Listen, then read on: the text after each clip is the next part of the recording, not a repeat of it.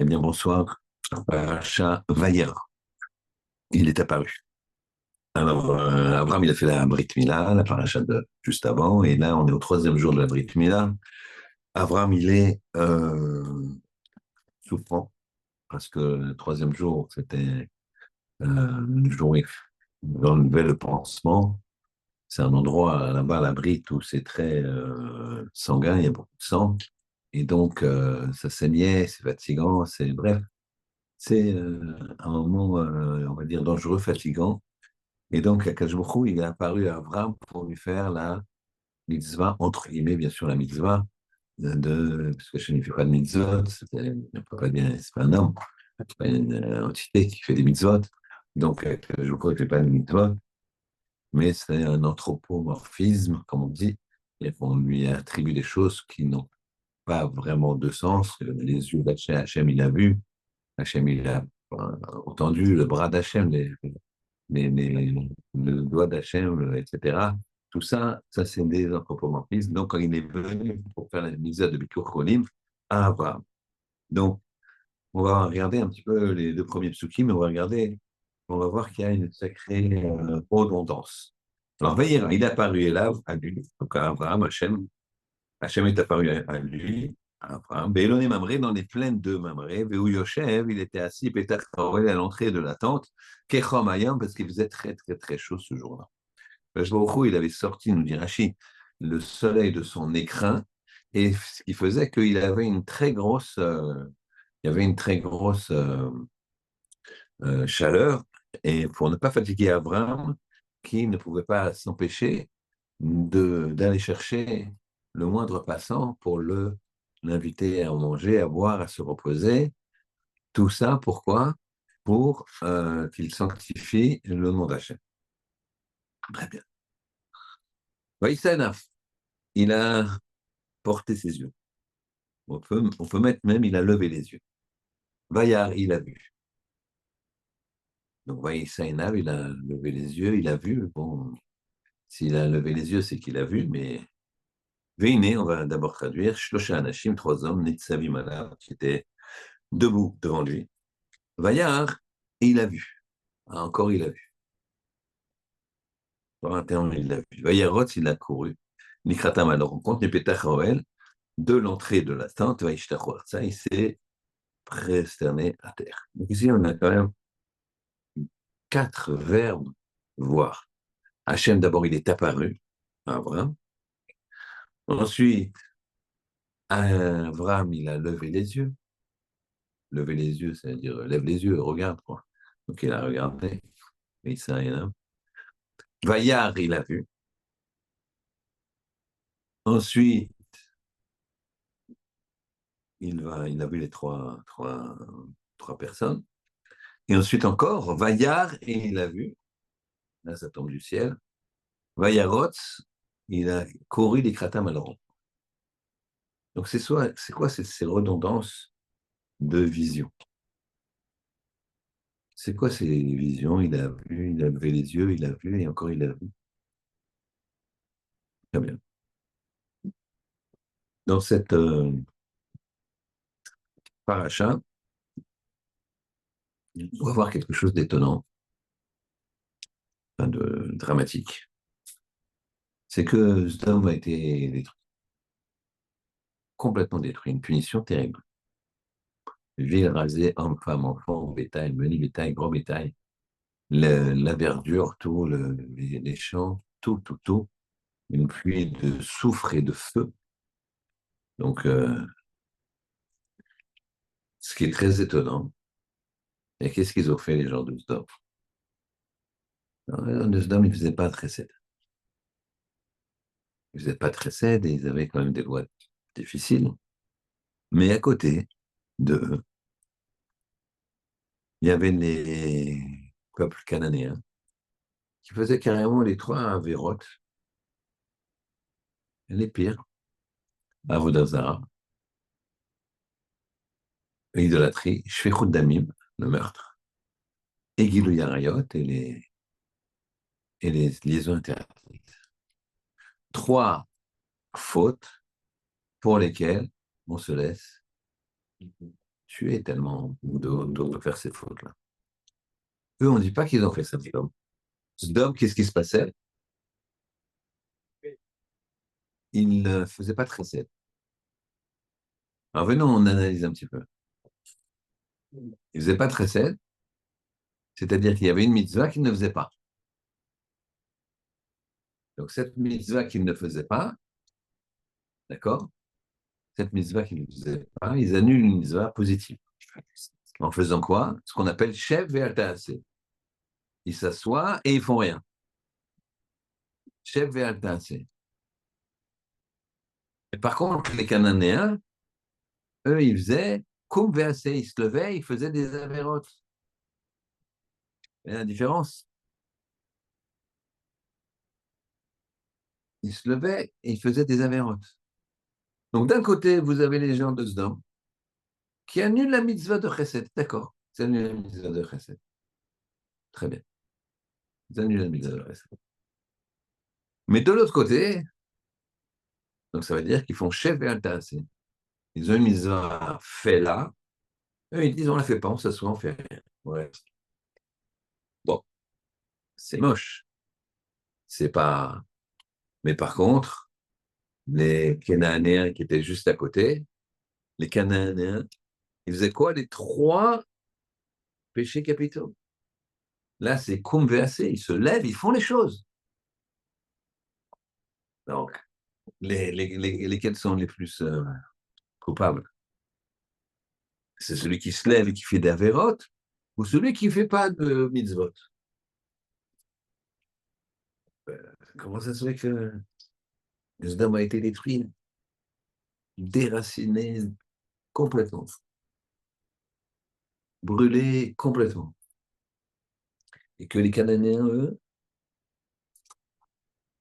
rien.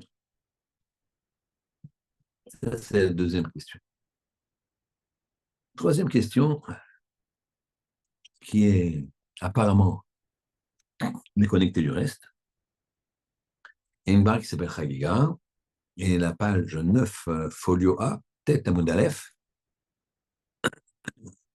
c'est marqué comme ça. Akadosh Baruch Hu, il va distinguer entre le tzaddik et le rachat, entre celui qui le sert et celui qui ne le sert pas. Donc, je répète, Hachem, il va distinguer entre le tzaddik et le rachat, entre celui qui sert Hachem et celui qui ne le sert pas. Alors, on demande comme ça, la Gemara demande, mais je ne comprends pas, il y a le tzaddik, le rachat, et celui qui sert Hachem et celui qui ne le sert pas, c'est la même chose. Tzaddik, c'est celui qui sert Hachem. Le rachat, c'est celui qui ne sert pas Hachem. La Gemara, elle dit, non, non. Il y a le tzaddik d'un côté, le rachat de l'autre, et dans celui qui sert Hachem et celui qui ne sert pas Hachem, eh bien, celui qui sert Hachem, celui qui ne sert pas Hachem, il y a, les deux sont des tzaddikim gamour. Les deux, c'est des tzaddikim. Et pourquoi on appelle celui qui sert Hachem et celui qui ne sert pas Hachem? Celui qui sert Hachem, il a étudié sa leçon 101 fois. Et celui qui ne sert pas Hachem, il a étudié sa leçon 100 fois. Alors, moi, je vais dire, pour une fois, tu l'appelles qui ne sert pas Hachem. On va essayer de comprendre. Quatrième question.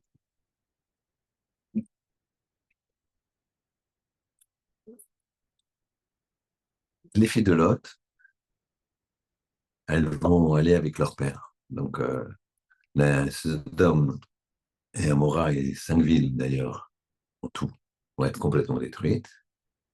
Et les filles de Lot, la mère, Madame Lot, elle va regarder. Les anges lui ont dit ne regarde pas en arrière, tu t'es pas comporté de belle façon, donc tu mériterais d'être là-bas, donc au moins tu ne regardes pas. Elle a regardé, elle s'est changée en statue de sel, chacun connaît. Donc, elle est morte. Et le, les filles de Lot vont aller avec leur père. La première, elle va dire à sa sœur, écoute, il n'y a plus de civilisation, c'est le déluge qui est revenu, mais sous une forme de feu. Regarde, il faut... Et donc, elle a fait voir son père, et le père est avec sa fille. Et ensuite, par- le lendemain, ils l'ont fait encore voir, et là, elle a été avec la cadette. Très bien. Donc, c'est pas Jojo, mais ce qu'il faut savoir, c'est que quoi? Que Machiar, il descend de là. Il descend de l'aîné. L'aîné, elle va appeler son fils Moab. Ça veut dire qu'il vient du père. Mais Av.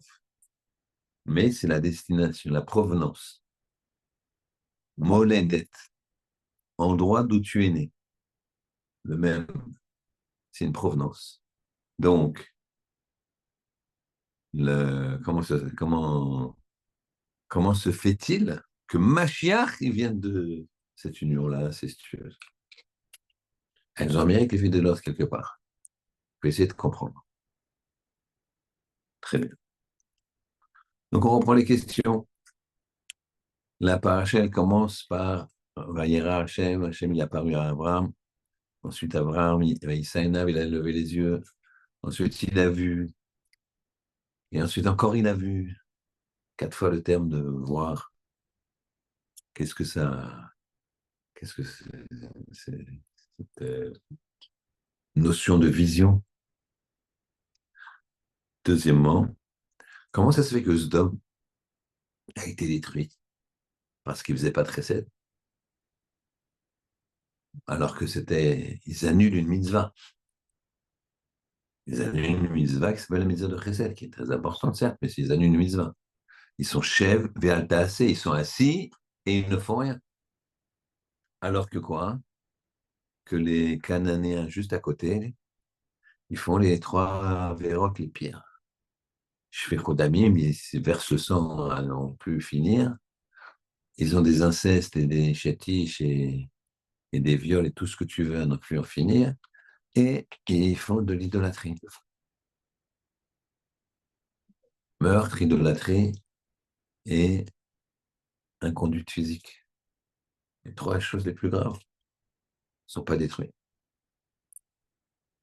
Troisième question. Quand il y a 100, quand tu révises ta Gemara, ton enseignement 100 fois, tu ne sers pas Hachem. Tu es tzaddik, tu as fait 100 fois, mais ça ne s'appelle pas servir Hachem. Si tu le fais 101 fois, ça s'appelle servir Hachem. Pour une fois, ça, étonnant. Et troisième chose, les filles de Lot, en tout cas l'aînée, quelle route est là, quel mérite est là pour donner dans sa lignée, c'est elle qui va donner Mashiach. Il faut bien qu'il y ait un mérite, il faut bien quelque chose. Très bien.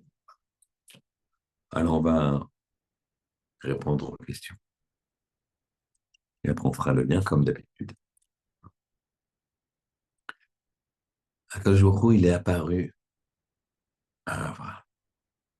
Quel est le but de la vie? Quel est le but de la vie? C'est une question comme on a en Zoom. Ouais, tout le monde est égaux. Même si on est tunisien, on pose les questions après la fin du Zoom. Alors, dévoiler Hachem et déjà percevoir Hachem dans un premier temps. Et après dévoiler. T'as raison. Donc, d'où je sais ça, c'est parce que, voilà, Vayera, hein, et là, Hachem. Hachem, il s'est dévoilé. Il s'est dévoilé à Abraham. Pourquoi? Parce qu'Abraham, il le cherchait. Hachem, il se dévoile. Si tu cherches Hachem, il se dévoile. Comment tu sais? Il suffit d'ouvrir les yeux. Si tu n'arrives pas à le voir dans la nature. Il n'y a pas là-bas dans la nature. T'as un, un pépin d'une orange, d'un quartier d'orange, il a toute la génétique pour refaire un oranger. Tu le plantes, ça fait un oranger. Un pépin. Prends une feuille, là c'est l'automne, prends une feuille, regarde les nervures d'une feuille, comment la feuille elle est irriguée par des petites nervures là. Oui, une feuille d'arbre. Regarde comment c'est fait. Ça, c'est des choses pas complexes. Alors, si tu réfléchis sur l'homme, si ça ne te suffit pas, alors tu réfléchis sur l'homme, sur la complexité de l'homme, le cœur, les poumons, le système digestif, les globules rouges, les globules blancs, cet équilibre incroyable.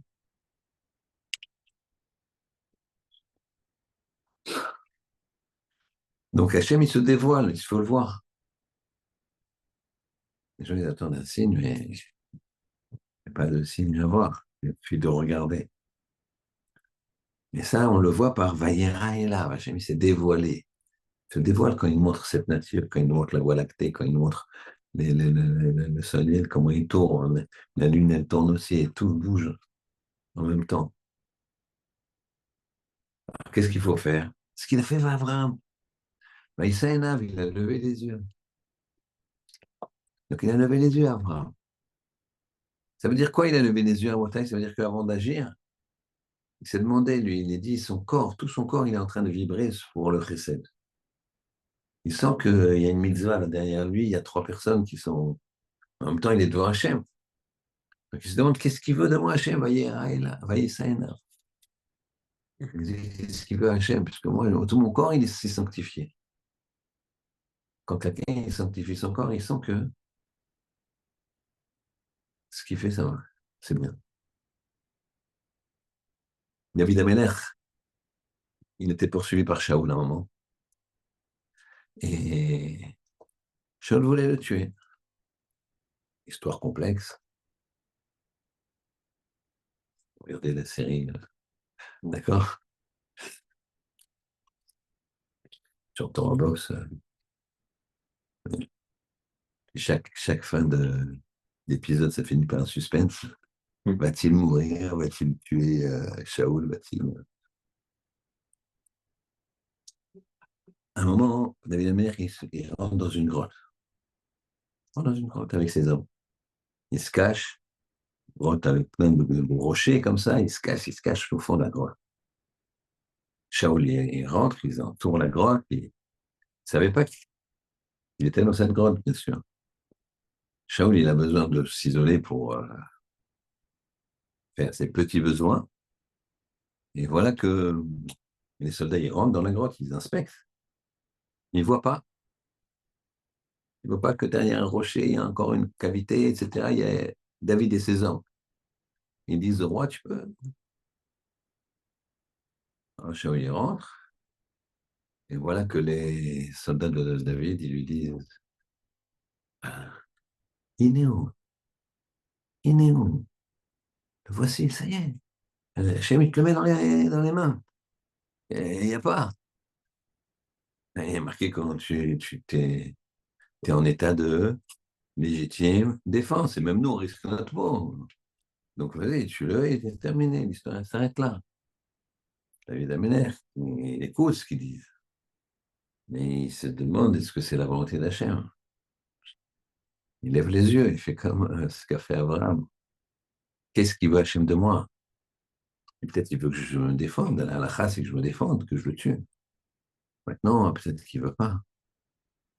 Il a une idée. Il sort son couteau, son épée, s'approche Shaoul.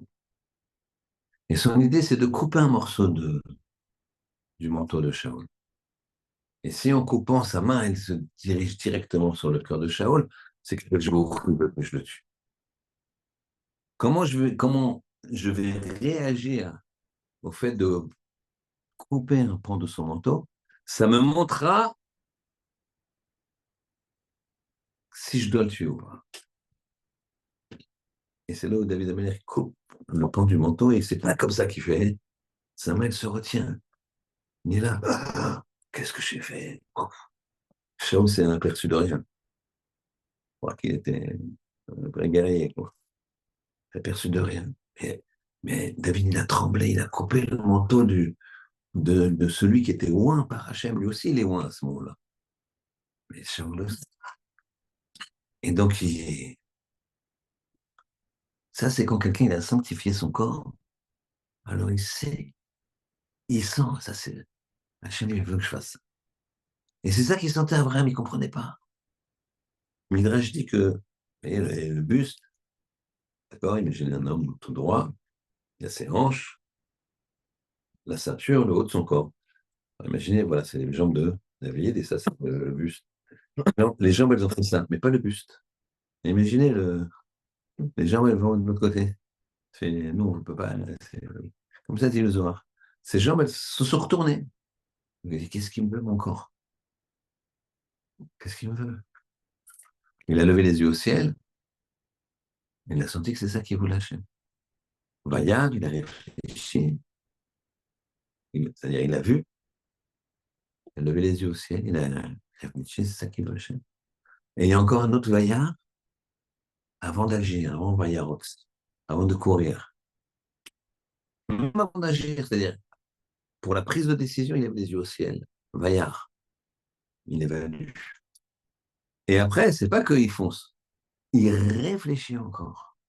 Comment je le fais? Je cours, j'attends qu'il vienne. Je... Et une fois qu'il a... Donc, c'est-à-dire qu'avant l'action, toute action, il nous montre Abraham, c'est ça qu'il attend de moi, Hachem. Est-ce que c'est ça qu'il attend de moi, Hachem? Qu'est-ce qu'il attend de moi? Oui, ça énerve. Tu lèves les yeux au ciel, tu dis, qu'est-ce qu'il attend de moi, Hachem? Des fois, il faut être strict, des fois, il faut être mou, des fois, il faut être... Qu'est-ce qu'il attend de moi? Après, tu réfléchis, tu mets en place, tu regardes la solution active, l'action à faire, tu vois encore, et ensuite tu la fais. Ça, c'est le contrôle, le self-control, comme on dit. C'est ça, la notion de tous ces vaillards. La vision à Baudelaire. Le problème de Sdom, c'est qu'ils avaient une vision catastrophique. On va essayer de comprendre. La deuxième question est faire le lien. Ils voyaient de travers.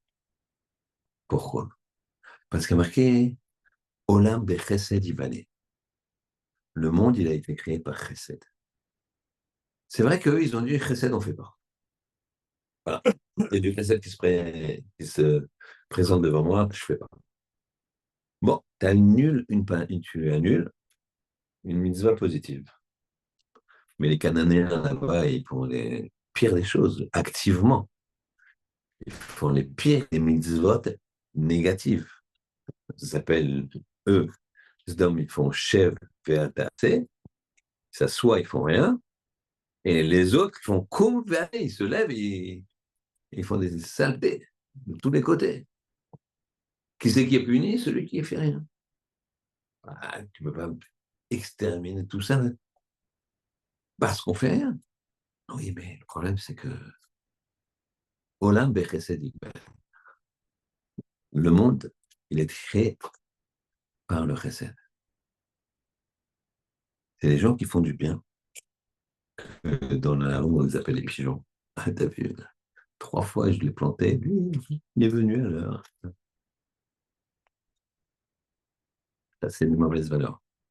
Valeur c'est un autre monde. Pour ça que ce monde, il va à sa perte. Ça, c'est sûr. Demande à ChatGPT, il va te le dire. D'accord. On ne réfléchit plus, on n'a plus de notions, il n'y a plus rien, on ne lit plus, on ne se concentre plus. Ça, voilà, c'est très, très impressionnant, quoi. Alors, ils ne savent pas, ils veulent tout de suite, beaucoup. Et s'ils n'ont pas tout de suite, beaucoup, facile, ils sont déprimés. Ils ne se rendent pas compte que même s'ils ont tout de suite, beaucoup, facile, dire, mais finalement, c'est pareil, quoi. C'est toujours aussi. Donc, c'est dans l'effort que tu trouves la grandeur, c'est dans l'effort que tu trouves le plaisir. Si un gars t'appuie sur un bouton et que t'as des grands muscles et t'as. Bon, bah, et quand on dit, ah tiens, je peux courir très vite. Ah ouais, une bonne résistance. Mais finalement, il veut même plus courir, quoi. Pourquoi? Parce que t'es acquis comme ça, tombé du ciel. Ça ne fonctionne pas. Donc les gens, ils n'ont pas. Olam, il a été créé, le monde, par le chesed. Raphaël de Vologine disait à son fils, dans la Hagdama de Nefesh HaChaim, et son fils disait que, alors que c'était du chesed, pour vous dire comment il a été éduqué, Raphaël de Vologine nous raconte que sa maison était ouverte. Il y avait une pièce où il y avait plein de lits superposés, et une autre pièce où il y avait une énorme table avec des grosses marmites, d'accord? Et les gens se servaient du mets comme ça, c'était ouvert. Et lui, il fallait bien qu'il soit quelque part, donc il était à table, où il était au Beth Midrash, quand il mangeait, il était assis, comme tout le monde, pas en tête de table. Et il étudiait comme ça. Et il y avait des gens plus ou moins indigents qui venaient, toutes sortes de gens, des gens de passage, tout ça. Et un jour comme ça, il est en train d'étudier, puis il y a un gars d'une éducation rustre qui le bouscule comme ça. Hé, toi, là. C'est lui en train d'étudier ça. Oui, oui. Dis-moi, là, on est bien ici. Il dit, oui, ouais, on est bien. Tu sais qui c'est le Balabait? Tu sais qui c'est le maître des lieux? Il dit, pourquoi tu veux savoir? Il dit, parce que ça fait 15 jours que je suis là, personne ne m'a rien dit. Alors, je veux juste lui dire que je suis pas prêt de partir et que voilà, je me sens bien chez lui et que je vais rester pas mal, hein, au moins 2, 3 mois. Alors, voilà, c'est tout, c'est pour ça. Il dit, écoute, regarde, moi je suis là depuis des années et personne ne m'a jamais rien dit. C'était un frame de Vologine. Vous imaginez? Et il disait au fils, ouais, c'est comme ça qu'il faut faire. Eux, Dom, ils ont annulé ça. Ils ont annulé le tricep. Alors là, c'est les fondements du monde qui ne marchent pas. Dans Pirkei Avot, il marquait quoi? Il y a plusieurs sortes de personnes.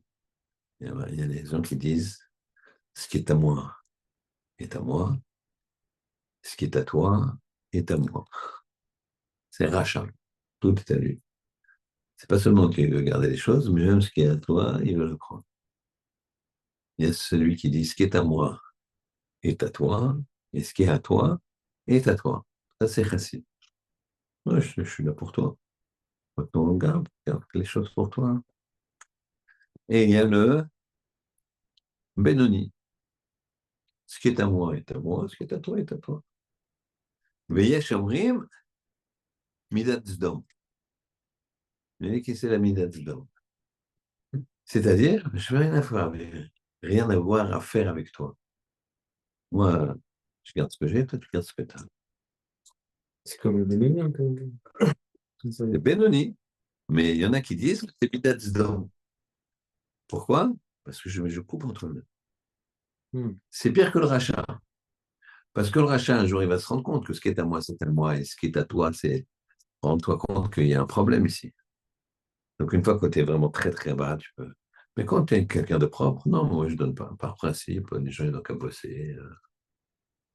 Ouais, ça n'existe pas, il y a le chômage, il y a tout ça. Pourquoi tu veux que je donne? Ouais, moi, je travaille, hein, c'est mon truc. Alors là, tu es contre la volonté d'Akadosh.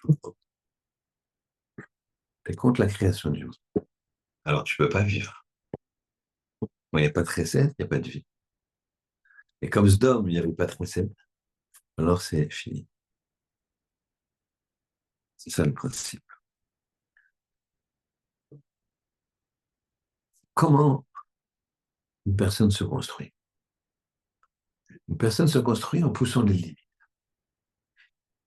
En poussant les limites. On ne demandera jamais à la fin de sa vie à une personne pourquoi tu n'étais pas On lui demandera pourquoi tu n'as pas été au bout de tes possibilités. Ça, oui, on lui dira. On ne lui parlera pas d'un niveau. On lui parlera des moyens qu'il a. Parce que chacun, il a un niveau limité, c'est sûr et certain. Chacun, il a un niveau limité. On peut aller très, très loin si on se bat beaucoup, beaucoup, beaucoup. On peut aller au maximum. On ne te dira pas pourquoi tu n'as pas été comme Raphaël Kanevski. Pourquoi tu n'as pas été comme Avraham. On te dira pourquoi tu n'as pas été comme Aurel. On va dire Aurel, pourquoi tu n'as pas été comme Aurel. On va dire à Michael Sellan, pourquoi tu n'as pas été comme Michael Sellan. Dit-on. Et ça, même si la personne, elle croit qu'elle se dit, eh, quand même, d'accord? On va lui dire, mais tu devais faire 3 fois plus, hein. Et lui, là, tu le regardes comme ça de haut. Et lui, il est au top, il est au maximum. C'est ça le 100 et le 101. Le gars qui fait 100, ça veut dire on lui a dit de réviser 100 fois. Il s'arrête. Putain, ça y est, 100 fois, dis-moi. J'ai révisé 100 fois ma leçon. Et je ne savais pas lire il y a 3 semaines, je sais déjà lire, j'ai déjà machin, je vais très. Je... Allez, je peux m'arrêter là. Tac, tac. Et on grandit, on grandit, on grandit. C'est 101. 101, ça veut dire que je ne limite pas. 100, ça veut dire que je m'arrête. Pourquoi il y a cette notion-là? Pourquoi je vous amène cette notion-là?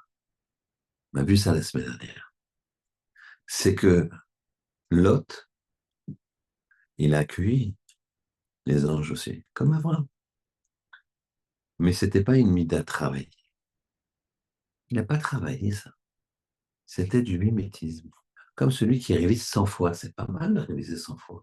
C'est pas mal de faire comme Lot dans une ville où on tue les gens quand ils font du chesed. C'est pas mal de faire du chesed et de faire la satorim pour les gens, pour les anges. Mais c'est pas travaillé, c'est un mimétisme d'Abraham. Et donc, ça n'a pas été transmis. Moab, ils ne feront pas de chesed. Par contre, à un moment, avant ça, quand à la frontière de l'Égypte, Sarah était tellement belle que les soldats, ils ont dit, c'est ta sœur ou c'est ta femme, elle? À l'époque, il n'y avait pas Israël, je parle d'avant. Et mais là, il n'y a toujours pas Israël d'ailleurs. Dans mes lettres, il n'y a pas Israël. Ça va venir plus tard, dans cette paracha. Et c'est le seul héritier, l'autre, c'est le neveu. Abraham est très riche. C'est la deuxième fois que quand Sarah s'est fait kidnapper. Et donc l'autre, il est très cupide. Il suffit qu'il dise innocemment, bah oui, oui, c'est sa femme. Là, il le tue immédiatement. C'était ça les règles. Il est héritier. Et là, il s'est dit, je ne peux pas dire ça, je ne peux pas dire ça. Tais-toi, vas-y, ne craque pas. Il se retire. Et il y a Sarah qui lui dit, là, chez les Goyim, tu as le bonhomme rouge et le bonhomme blanc, tu sais, comme Tintin, là. D'accord? Chez nous, c'est pas comme ça. Tout est Hachem. Même le bonhomme rouge. Alors, pourquoi, comment, c'est pas le sujet aujourd'hui. Et lui, il se dit, non, je me tais. Je parle pas. Ça lui a coûté. Ça a fait que dans sa descendance de Moab, Ruth, elle va faire ce que lui dit Naomi. Je ne rentre pas dans toute l'histoire. Elle va se taire. Cette capacité de shtika, il l'a transmise. Pourquoi? Parce qu'il fait un effort. Mais son recette, ou alors rien. Moab, aucun recette. Les Bnei Israël, après 210 ans d'esclavage, de torture, d'assassinat, d'égorger les enfants, ils viennent, ils traversent le désert, dans le chemin Yamoab, il a dit, vous ne traversez pas. Vous rentrez, on vous tue. Il dit, mais on rentre, on va acheter vos denrées, on va payer. Vous rentrez pas, ils sont venus en guerre contre eux. Aucun recette. Pourquoi? Parce que l'autre, il n'a pas travaillé dans le recette. Il a fait le numéro 100. Il s'est arrêté, c'est pas mal. À Sodome, moi, je reçois des gens. Il ne sait rien. Par contre, quand il se tait, c'est très, très dur pour lui. Il se tait. Eh bien, il a fait un effort, ça traverse. Voilà que on comprend maintenant. On a dit que les filles de Lot, elles avaient un srout pour que, surtout l'aîné, comme on a dit, puisque c'est Moab, et de Moab va venir David Amelech, et David Amelech, de David Amelech vient Mashiach, la mère de Mashiach. Qu'est-ce qu'elle a fait? Alors pour ça, écoutez bien, chose extraordinaire. Il y a un grand maître qui s'appelle Rav Moshe Feinstein, qui s'appelle toujours, puisque les tzadikim, ils sont vivants même de leur mort. Il a écrit, c'était un grand maître, hein, ce qu'on appelle un peu sec. Un homme qui tranche la halachot. C'était pas ce qu'on appelle un darshan. Un... Il faisait des drachot, bien sûr, mais c'est quelqu'un, un dayan, un gadolador, un digdoléador de son époque, un russe qui a fui, était aux États-Unis. D'accord? À 25 ans, il était rave d'une ville qui s'appelait Baranovitch. Et les Russes, lui, il est parti avant la guerre. Je parle de la deuxième. Les Russes, quand les bolcheviks sont venus au pouvoir, ils ont voulu déraciner le judaïsme. Ils ont fait des dégâts énormes, que ce soit physique, en les exterminant, avec Staline, Marshimo Zéro, qui a fait autant de morts que Hitler. Mais l'histoire ne retient pas ça. D'accord? Mais pour nous, les Juifs, c'est catastrophe. Et, et il a fait aussi l'assimilation. D'accord? Les bolcheviks ont fait beaucoup. Avant chez Vincennes, ses enfants, ils avaient 7 8 ans. Quand il en avait 27, 28, lui, il a décidé, il a dit, je ne peux pas rester le rave, ça lui a fendu le cœur de laisser sa communauté, mais il est parti aux États-Unis. Là, il est devenu un d'or. Et donc, il a fait des livres, ce qui s'appelle des responsa en français, d'accord? Et pour les Tunisiens, c'est chez Lototchouvot, question-réponse. C'est des livres de halakha de haut niveau. Le- dans une de ces responsa, dans un de ses livres, donc c'est un livre très compliqué. C'est pas est-ce que tu as mangé du bassar, de la viande, après, est-ce que le fromage cuit et la baie. C'est pas ça du tout. C'est des questions que le monde entier, que les plus grands rabbinim, c'est un livre, c'est des livres très techniques sur tout ce qui est de la vie, mais des questions. Dans l'introduction d'un de ces livres, il y a une histoire, quelque chose d'incroyable.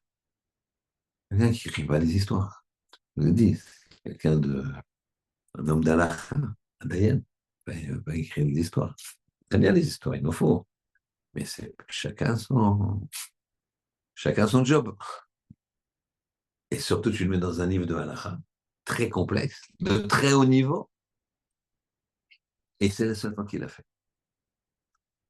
Comme Rav Yosef, quand il écrit, il y a un livre où il écrit une histoire. C'est des histoires qui sont, waouh, qui, il écrit l'histoire suivante. Il dit qu'il était dans son bureau, on frappe à sa porte, personne qui arrive, euh, comment dirais-je, apparemment stressé, pressé, nerveux, et qui dit, Rav, je peux vous parler? Il dit, bien sûr, c'est vous. Et voilà, je vais vous demander quelque chose, j'espère que vous allez me dire oui. Voilà, j'ai mon père qui agonise, et il m'a demandé que vous veniez à son chevet. Voilà, il ne peut pas se déplacer, sinon il serait venu, mais il veut vraiment vous parler. Parlez-moi, mais je ne connais pas la modestie des Gdolim. Une fois, j'étais avec un Rosh Yeshiva, C'est l'époque où Raphaël Kanevski n'était pas connu comme maintenant.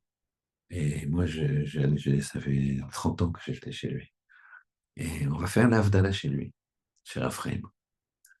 Et on fait l'Avdallah chez lui. Enfin, il fait l'Avdallah et on est là. Et après, voilà, on discute.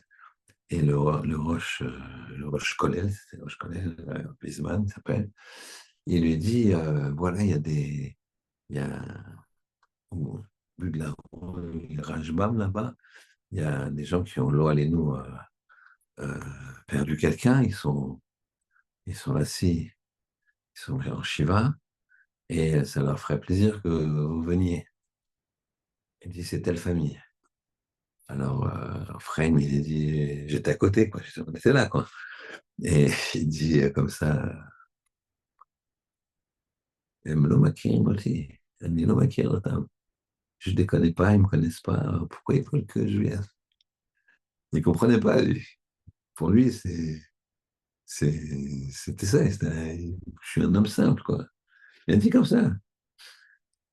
Mais je ne les connais pas. Ils ne me connaissent pas. Pourquoi ils veulent? Puis après, il a dit, bon, ça, c'est des mitzvahs. Et donc, on l'a accompagné jusque là-bas. Rav Moshe Feinstein, il dit pareil. Il dit, bon, mais maintenant, quelqu'un qui est mourant, tu peux pas lui dire, je ne viens pas. Bon, bon, c'est pas très loin, venez, je vous amène. Il amène, effectivement, il voit un homme allongé, il voit qu'il est pâle.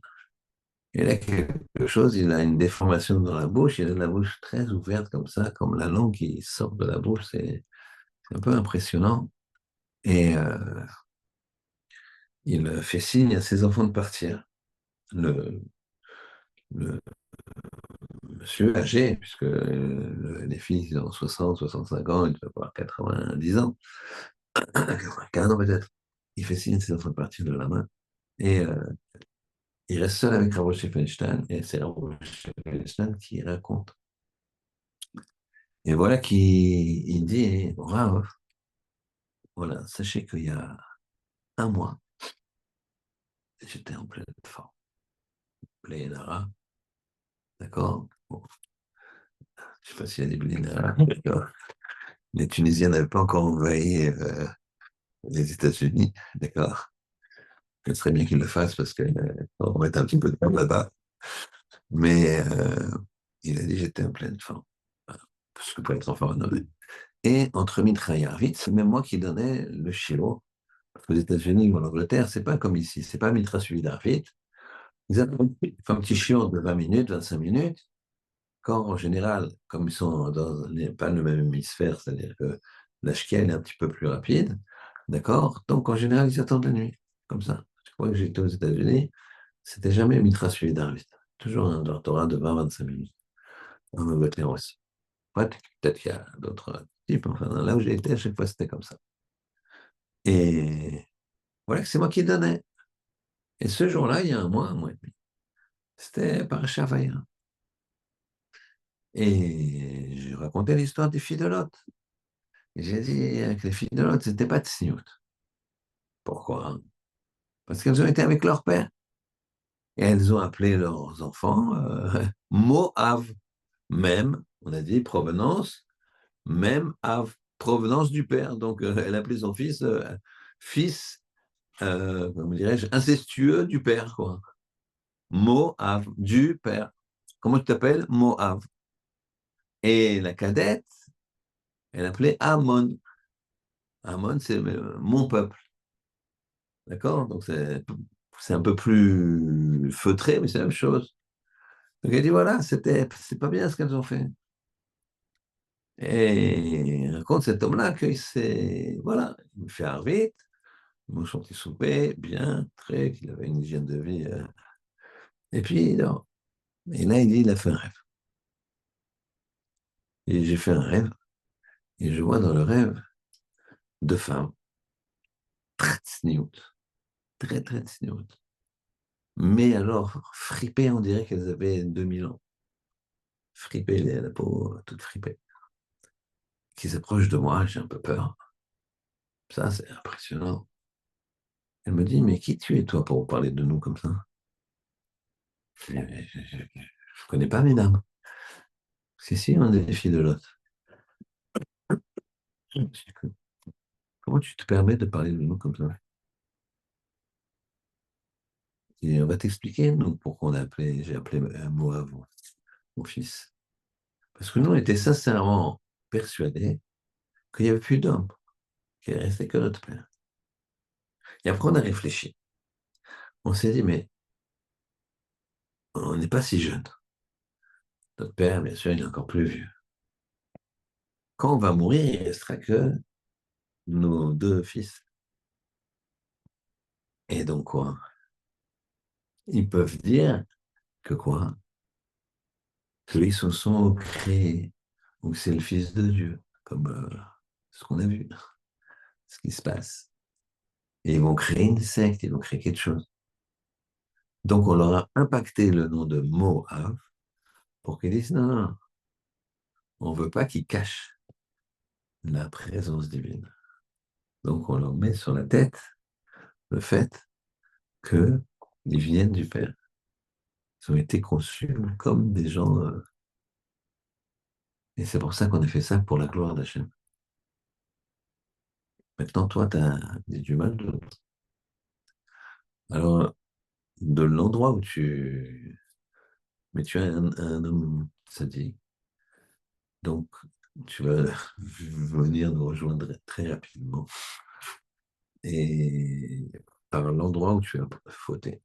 Je l'ai dit, je me suis réveillé le lendemain et je me suis dit, waouh, je me rappelais complètement de tout le rêve. J'ai eu un petit peu peur. Et puis je me suis dit, bon, allez, je me lève, je vais faire la tefila. Et là, hein, j'ai senti une douleur à la langue, des picotements, très rapidement. Après m'être lavé, et puis de plus en plus, je sentais qu'elle gonfle. C'est ce que vous voyez, il dit à Moshe Feinstein, elle était très grosse. Il avait eu une affection de la langue et ça l'étouffait. C'est ça le nom, c'est de poser la question. C'est quoi le mérite des filles de Lot pour avoir, pour la fille Moab, la fille de Lot qui appelait son fils Moab, c'est quoi son mérite d'avoir Mashiach dans sa descendance? Son mérite d'avoir Mashiach dans sa descendance, c'est quoi? C'est parce qu'elle voulait la gloire d'Hachem. Parce qu'elle a pensé à ça. Elle a préféré qu'on dise du mal d'elle. Ouais, moi, en compte, cache-le, l'histoire. Bien sûr, tu fais ça pour l'humanité, parce que tu penses que c'est le dernier homme, ton père. Mais cache-le, cache l'histoire. Mais non, si je cache l'histoire, lui, le petit, il va se prendre pour Dieu. Il va pouvoir manipuler, etc. Il va dire, bah, il y a quoi avant moi? Il n'y a rien. Donc, elle a préféré. Tu dévoiles, tu as protégé le dévoilement d'Hachem. Alors, tu participeras au dévoilement d'Hachem final par ma chère. Et t'as qu'un égale médard. C'est ça le principe. Alors, qu'est-ce qu'on voit? On voit que, première étape, il faut regarder, ouvrir les yeux. Et ça énerve. Lever les yeux vers Hachem. Qu'est-ce qu'il veut de moi, Hachem? Après, tu as une autre vision. Après, avant d'agir, tu regardes encore une fois. Tu vois pas les Moab, tu vois. Regarde bien comment il y a quelque chose derrière de bien. Tout n'est pas négatif. Le recette, Sodome, pourquoi ils ont cassé le recette? Tu casses le recette, t'enlèves le recette du monde, il n'y a plus de monde. Alors vous méritez plus de vivre. Bon, Sodome. Le recette, c'est vis-à-vis de l'autre. C'est vis-à-vis de l'autre que tu dévoiles un religieux qui fait du bien à l'autre, particulièrement si l'autre n'est pas religieux, il dévoile. C'est extraordinaire. Et il doit faire du bien à tous les juifs. Pas qu'il ait une barbe comme ça, ou une barbe derrière, d'accord? Cheval. Mais c'est pareil. C'est juste qu'il a mal orienté son-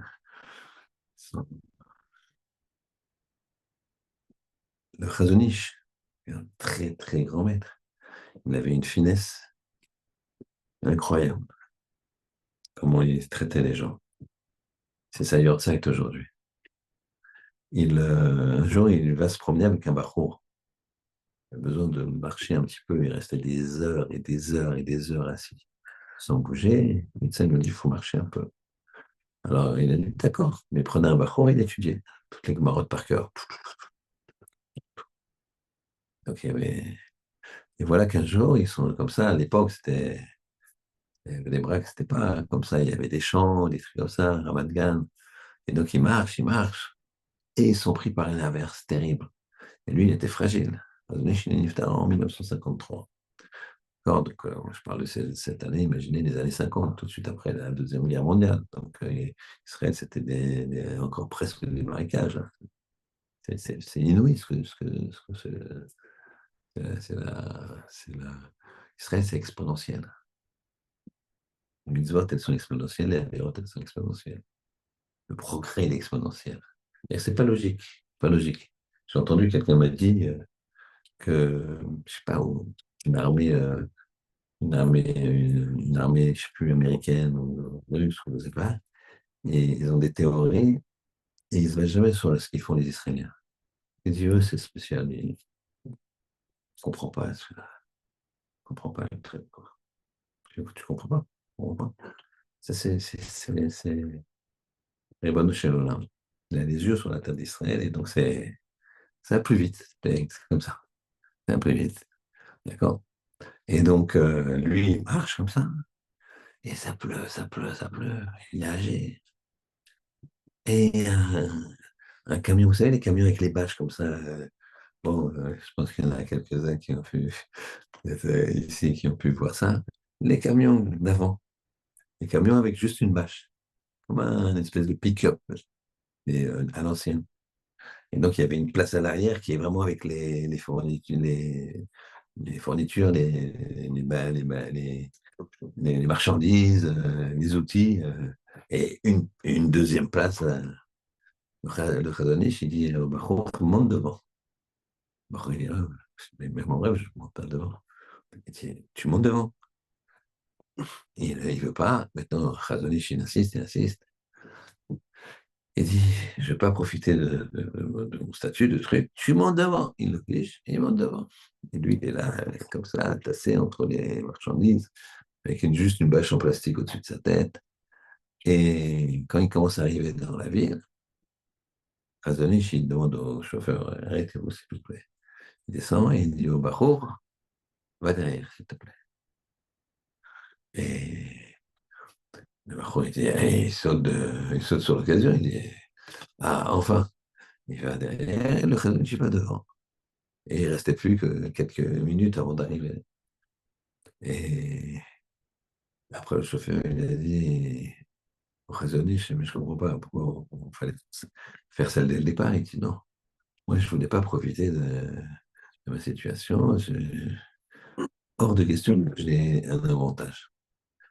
Mais si on arrive dans la ville et que moi je suis derrière, que le garçon il est devant, les gens ils vont dire, mais c'est quoi ce baron là? Khazonich il est derrière et lui il est devant. Mais même pour les shidduchim, ça va, il est mal élevé. Il ne respecte pas la Torah. Ah, et tu ne respectes pas la Torah, t'es baron, tu ne respectes pas la Torah. Et tu ne respectes pas une personne âgée qui est fragile. Tout le monde sait que le Khazonich était fragile de santé. Mais c'est quoi cette histoire? Donc, j'imagine, les gens ils se renseignent. On veut quelqu'un qui a derrière Yirat Shamayim. Donc, même pour ces shidduchim, ça va pas être génial. Faut que je réfléchis. Tac. C'est la façon du recette de la personne. C'est le principe du recette. On est là pour l'autre. On est là pour l'autre. Une histoire sur Khajanish avant de conclure, pour symboliser comment il faut faire, comment il faut lever les yeux, réfléchir, regarder. Le Khazonich, il voulait jamais, jamais qu'on renvoie un élève de Yeshiva. Jamais. Jamais. Il disait, on se débrouille, il faut se débrouiller. Maintenant, c'était connu. qu'à chaque fois qu'un Rosh Hashiva, il venait, oui, j'ai ça, tel élève-là, ça va pas. Il arrive avec un élève comme ça. Et Rosh Hashiva, il dit non, je peux pas le garder. Il comprend pas. Et Chazonish, il dit non, non, tu le gardes. Tu te débrouilles, tu le gardes.